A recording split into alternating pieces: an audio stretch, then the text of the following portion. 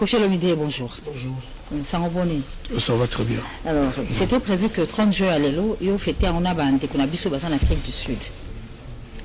Mais où ça, on a Kinshasa? Non, d'abord, qu'on a pas fêté, d'abord, qu'on a Sala Moussala, on a bêta, concernant et Tombagi na date, il y a le 30 juin. D'abord,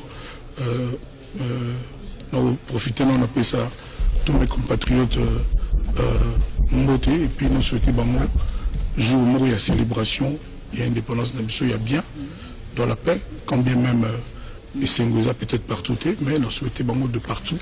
Vraiment un jour heureux, il y a célébration, il y a 30 juin, indépendance à Congo.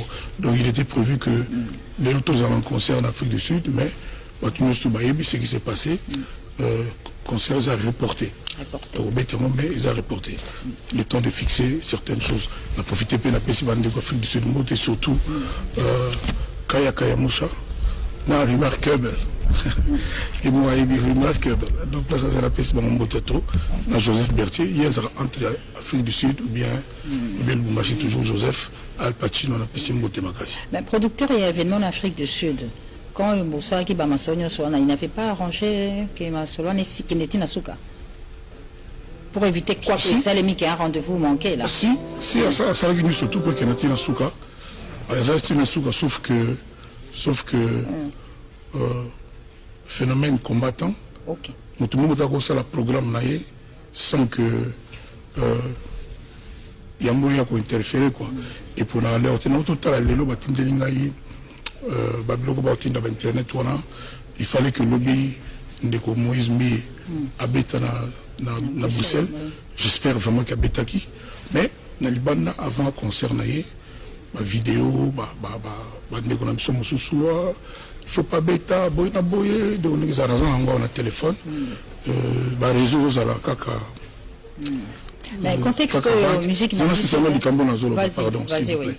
Donc, Moïse Mbi, il fallait bêta. Nous souhaitons qu'ils aient la bêta qui. J'espère qu'il y a bêta qui. Mais quand même, nous avons tiré quand même attention à Bandeko Bazola Nabiso. Nous avons dit Bandeko combattant au Bazaki Wana. On a reconnu quand même leader Yakala ya Suède, il n'est pas Zaki Wana.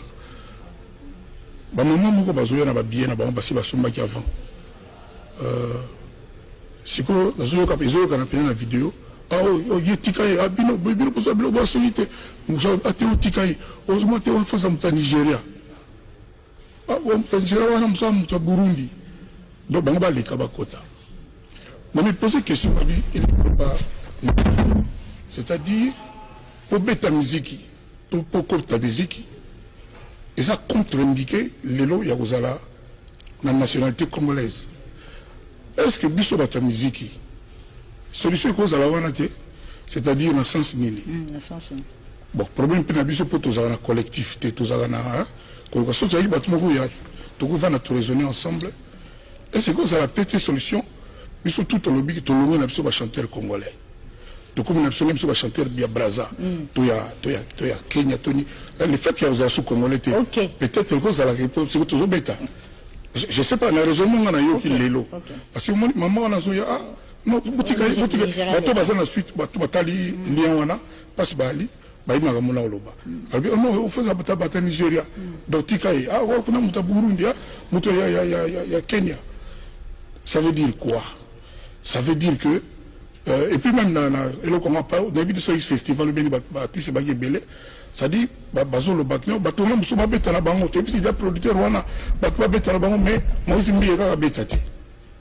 Pour y le festival on les y a japonais, uruguayen, angolais, mais le quoi moi aussi bien de connaître ça comment y est bêté. Et lui il a nini. Et puis maman il est là. Là on a poto.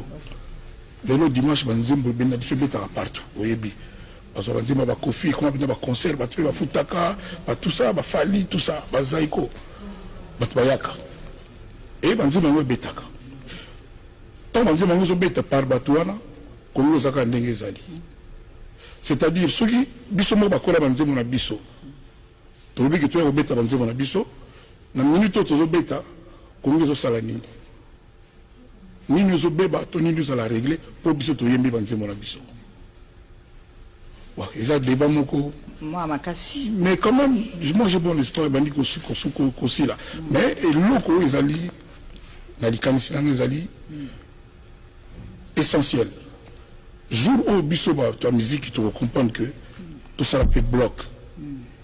La bande a début de la fin parce que trop c'est trop. Au-delà de ça, la musique, ils ont le coup ma Congo. Tala, Oaza Nigeria à l'Eka, Oaza Burundais à l'Eka, Congo à l'Eka. C'est-à-dire, est-ce que toujours tala le coup ma Congo, les autres, 59e année, bana toujours indépendance. Est-ce que indépendance est biso, biso mon côté ba congolais, mais toujours qu'on spolier yango, toujours qu'on aliéner yango, toujours qu'on y attend na makolo. Et nous qu'on le bat nini. Toujours est-il que nous avons monté dans le bas depuis Kala, la revendication, nous avons bandagi nango, et ça qui a bien. Et ça qui a bien sûr, qui bango bien, au moins qui base la raison, que le peuple a souffert, que boé, que boé, qui a bien. Mais ceux qui bouquent émissaires, comme les musiciens, alors que bateau balambe la politicien bazali, ba docteur na bango basonyaka bango bazali, ba avocat ba défendre bango bazali, basi balinga bango bazali, bateau ba serveur bango bilo kolia bazali, kaka ba musicien et comme le roi moi likambo mosusu. Tina niveau que nga personnellement Koffi Olomide na répété te, bateau ba yebi, tina comme que Koffi nga naza nani yango na Congo. Ti comme tina ba mama na ngai, banini, c'est-à-dire kombango ya ndenge nini. Bateau na mosusu bazako ko kanisa komba nezaka ko finga ko finga baninga ko loba mabe pona nga bazo bebisa idéal ya ba combattant, c'est-à-dire eloko ba bandaki nango ngala na besoin te na yana makasi na tia pancarte na ngana beta pe na osenga na bandeko nanga ba collègue so ba yokanga to sala ngona bongo te na makasi. Il faut que kimia ezala na katia mitema nyonso ya congolais tout bandeko na so ba combattant un jour il faut ba vendre la bataille que après tout ça sert à quoi tout ça la boy to peksa kaka ba misi ba sala musana bango ça sert à quoi et ce jour bimate lokola mutema mabe lokola jalousie parce que muso azo lo bana vidéo wana concert à Mozimbi 80 €. Ah obi 80 €. Problème na yeza wapi? Problème ya Congo na 80 € eza wapi? On a pas qu'à mettre Mozimbi. Celui qui croit que ça la bloc un jour tout lobby ensemble. Mais qu'est-ce qu'il faut? Il faut attendre quoi pour faire ce bloc là? Il faut attendre balolendo elongwa. Biloko na oyo yamba batune mission va les rois de boye, les seigneurs de boye et ça la té. Et ça peut prendre du temps. Humilitement, et c'est le voyage. Initiative. Ngayo na zolo bawa. Mais obengi sinani? Bengi ça. Ezaka muta bengi ça té, c'est-à-dire ngolo ba. Ngayo na zolo bawa. Pas victime ya lisolo wana. Ngayo na zali na télévision, c'est la énième fois na zolo bango. C'est la énième fois na zolo ba. Tout ça battu batamaye les bali na ba musicien comme lobi na kinda kuna vie sozi kasser. OK, maestro. Tout solo la kinaye, ndika na lobande pas zolo ba. C'est-à-dire à part concurrence loyale, où il y a des musiciens, il y a moyen sans que tous aient des copains, sans que tous aient un copinage, des familiarités qui tous les ensemble, tout le monde, tout le monde pour te régler ma biso ensemble. Tant que nous avons pas président, tout le monde tous ensemble. Mais si on a des chaos et humili, est-ce que toujours comprendre que parce que combattant moi il m'a le bakiango, tant que il m'a combattant à Paris, bon mon aïe pas vidéo. Alors bakiango d'abord boyo kana pété, il a raison. Tout le monde a pété tété, ils ont des excès d'ego, l'olendo mokubouye, ni mundam temba kanze monaye, c'est-à-dire il y a moyen que on dit mamunga nous n'a défaut naye, pour nous t'as défaut à zate. Il y a moyen, moko moka yebaki ah oh collègue n'a pas de défaut mais maintenant na pembeni total à eux utile pour la culture du Congo. Ce n'est pas le cas aujourd'hui et c'est malheureux. Mais tous il y en a une seule Cameroun. Oui, Koffi a initié. Koffi a initié. Tu peux ça date, tu peux ça date. Beaucoup tana. Tu peux ça date, tu peux ça lieu. Bon, bandego, tukutana nanda kwa mamie là mercredi. Mamie a musicien. Tu me tokas, tu es nanda kuna uti. Esani. Yoza maman ba musicien, oyamba ba chot. Pesa biso nanda uni to. Ato zabilo ka uli la teme tu ya ni. Omoni ya. Suko sama kambo ya Congo. Oui, à Congo. Omoni to sera to seka. Alors suka ka boli comme toi tu es sérieux suka na dérision. C'est-à-dire il y a des choses là où il faut tous en bras le corps, plutôt en sérieusement. C'est-à-dire il y a vraiment moyen de s'en sortir. Nettement comme pour la première fois on a Koffi Olomide d'ailleurs le bana Congolais normal a commis Koffi la musique religieuse. pour la première fois c'est-à-dire ça qui on a comme argument ni combattant on a obimisa parce que finga boye que mais déviation là et tu as Kofi tu as passé pratiquement 3 mois à la poteau après un long séjour déviation pour au départ bah séparation on qui noble mais déviation et continue le connaître parce que pourquoi on s'attaque seulement à vous les musiciens alors que dans le lobby bah cuisinier bah avocat bah tout suspect bah pourquoi seulement vous quelle est la gangrène yosa que bah moi prétexte c'est que non et beba que quoi la raba musique et tikala kaka la musique le quoi yombo moko boy que ça là et quoi que vous allez me tromper oui et que vous allez train de vie à un musicien congolais c'est-à-dire vie na biso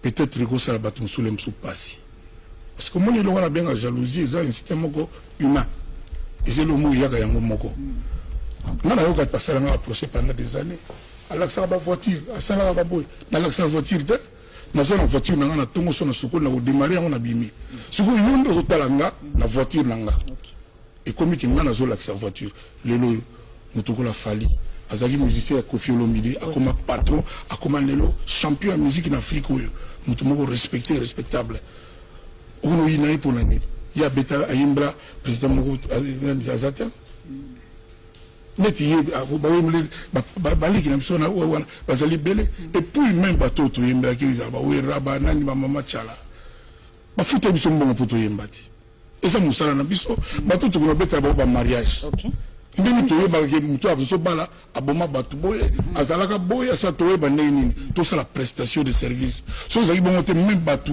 et pas babalaka ta basal na bango ba olinga te mutu na salaka na Uganda ko ke pataki ba olinga ba ya wana te vi na biso mutu parfait azate mutu ya parfait azate lelo zo sa on dirait bata parfait na Congo comme na bango ba combattant bango ba yebi tout bango ka bana raison et oyo ka ono banzi ko na bino wana eso beb sabana bana so ba pemi siko musique moise mbiye beb sabana na nini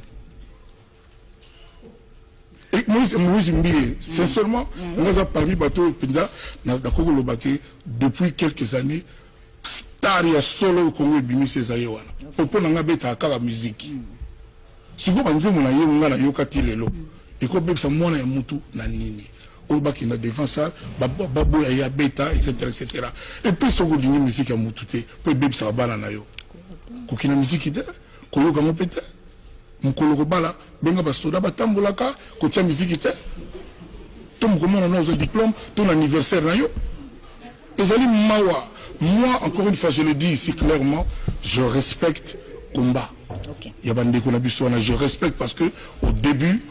Tant bandaki ngana bando kama makambo ya solo ya vrai makambo na bango mais lelo ti okoma ko comprendre na mama ya Kofi Olomide ataku tu Kofi ngo bon na bikande bolo baga Kofi boy mais Kofi pas sala malamu beleti et puis de toutes les façons Kofi vous doit quoi à travers Kofi les autres musiciens ils vous doivent quoi basalibino nini musicien akena na moko beni na ba Uganda kuna boma mutu to asimila ki soda moko munduki musicien nini comme ni toko benga action ngana otana honneur ya Congo ngani ngaza boyego na utuko la kisa sans ko kono beta na France na Paris na zaka Kofi so na lobby oya zaka boy eza bona boyité na clip obana mona na bili ba film mususu batu balaka na ngaba ba filma pour na sens wana ça dit ngolo ba na sali ata playback te na kena na poto na sali batu to ba mona ina tina na loba ezalité pour vous dire quoi pour vous dire que na koki pe ko vana na nga biso pe la musique to ko vana na biso to beta kandi to beta to ko vivre pe kaka mais tout à la culture pe honneur dignité en Bogo parce que ce qui se passe aujourd'hui dignité à Congo, ils ont bafoué, ils ont mabélé. Le 30 juin, j'ai mal au cœur de devoir le dire. Pour le reste, nous à la positif, les gens de Banda, les 6, c'est-à-dire Ebimaté. Les gens de Légende. Ah, légende. Oui, Ego Banda, les 6. Ego Banda élection. Et le Kolobake, et le Waliboso, c'est-à-dire premier, Nzé Monango, après esclave, comme on a pipi, pipi, et Robeta. Et au bana le 6, c'est-à-dire au bimana 18h, na ba YouTube, na ba blowana ba 10h, ba tout ça. Donc ba mafulu Mafulu Henri Mafulu, Tuturo, Sandra, Angelo Central, Bazo travailler na Christelle Mongaya et au Banda, donc le 6, Batouba Nzimba Liboso. Et ça featuring avec mon amour comme que Black, et de Soébé, mon amour comme Naza. Bateau Lelo, Bano, Babimi Lelo, c'est couleur mot de la musique. Donc Banana Bayaki, vraiment avec amour, avec Pi. Lancement à légende. Un extrait d'image, c'est quoi ça? Rapidement, Pi, qui annonce légende. Le 6 juillet.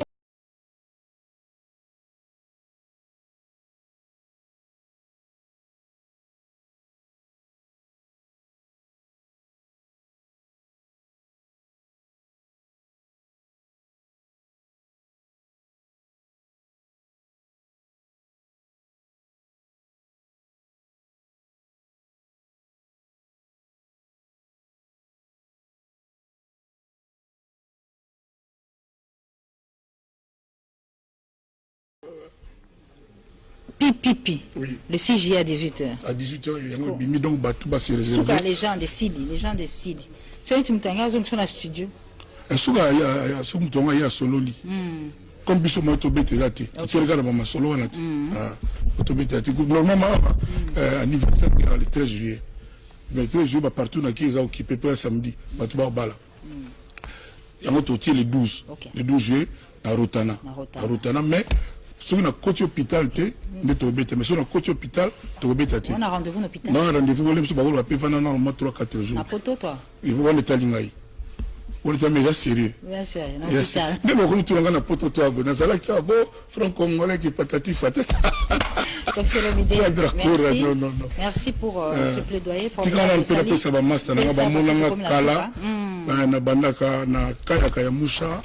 Na Joseph Berthier, na Péry Selimani, donc le mouvement être grand et Titi Tibola, et puis Moutouma Albaïna Bossa na été Chirac Makayabou. Chirac Mayab, na Pessine Beauté, son nom était Guy Bouchiri. Guy Bouchiri, il y a Jacques, comme on voit, donc millionnaire en héros, na Braza Hugo Londele, et puis, il a fait sa félicitation Makassi. Na jeune marié Mogabali Mikolo, il y a Balagi mercredi, comme on a eu Vincent Gomez. Moi, on a mis dans l'université de Bordeaux. Donc mon ami Alexis Vincent Gomez n'a pas signé. Tes pronostics pour la léopard, Dieu de Nazareth. La léopard. Vincent n'a pas sa félictation. C'est le jeune marié le plus beau, le plus sage.